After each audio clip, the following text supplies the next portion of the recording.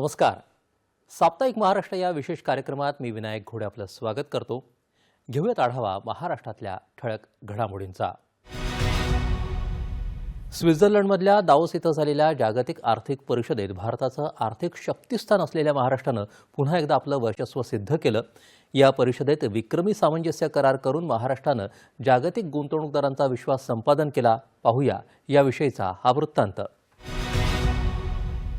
दाओसमध्ये आयोजित जागतिक आर्थिक परिषदेत महाराष्ट्रानं 30 लाख कोटी रुपयांचे गुंतवणूक करार केले असून आणखी 10 लाख कोटींच्या गुंतवणूक करारांची प्राथमिक बोलणी पूर्ण झाली असल्याची माहिती मुख्यमंत्री देवेंद्र फडणवीस यांनी पत्रकारांना दिली. यातून 40 लाख रोजगार निर्मितीचं उद्दिष्ट साध्य होणार आहे असंही त्यांनी सांगितलं.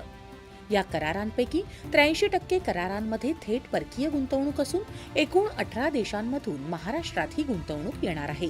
तर यातली 16% गुंतवणूक ही तंत्रज्ञान भागीदारीच्या माध्यमातून प्रस्तावित आहे. या 18 देशांमध्ये America, England, Singapore, Japan, Switzerland आणि स्वीडन या देशांचा समावेश आहे. उद्योग, सेवा, कृषी, क्वांटम कम्प्युटिंग, कृत्रिम बुद्धिमत्ता, जीसीसी, डेटा सेंटर्स, आरोग्य अशा सर्वच महत्त्वाच्या क्षेत्रात ही गुंतवणूक होणार आहे.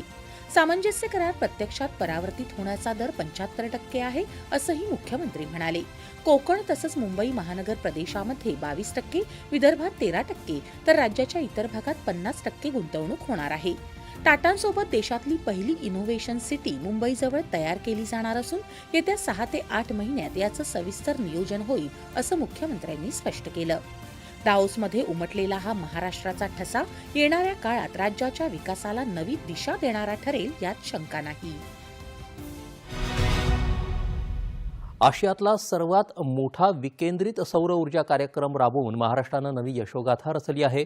जागतिक आर्थिक परिषदेत मुख्यमंत्र्यांनी याविषयी माहिती दिली. महाराष्ट्रानं आशियातला सर्वात मोठा विकेंद्रित सौर ऊर्जा कार्यक्रम राबवला असून चालू वर्षाच्या अखेरपर्यंत 16 गिगावॅट वीज सौर ऊर्जेच्या माध्यमातून उपलब्ध होईल असं मुख्यमंत्र्यांनी सांगितलं. ते जागतिक आर्थिक परिषदेत आंतरराष्ट्रीय सौर संघटनेच्या वतीनं आयोजित कार्यक्रमात बोलत होते.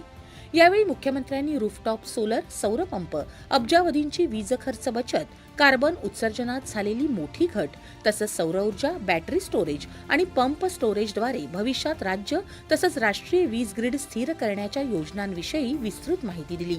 राज्य शासनानं शेतीसाठी लागणारी सगळी वीज सौर ऊर्जेतून मिळवण्याचा निर्णय घेत याद्वारे प्रत्येक कृषी फीडर स्वतंत्रपणे सौर ऊर्जेवर आणल्याचं मुख्यमंत्र्यांनी यावेळी सांगितलं.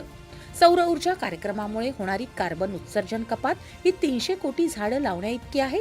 2032 पर्यंत राज्य शासन आणखी 45 गिगावॅट वीज निर्माण करेल अशी माहितीही मुख्यमंत्र्यांनी यावेळी दिली. आता आणखी काही महत्त्वाच्या घडामोडींचा धावता आढावा.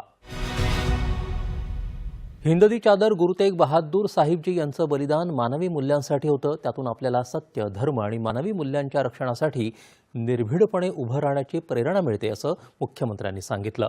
ते नांदेड इथं हिंददी चादर श्री गुरु तेग बहादूर साहिबजी यांच्या 350व्या शहीदी समागम कार्यक्रमामध्ये बोलत होते. येत्या काळात भारताच्या अर्थव्यवस्थेचा कणा म्हणून महाराष्ट्र अधिक सक्षमपणे उभा राहील असा विश्वास मुख्यमंत्री देवेंद्र फडणवीस यांनी 77व्या प्रजासत्ताक दिनाच्या मुख्य शासकीय समारंभात व्यक्त केला.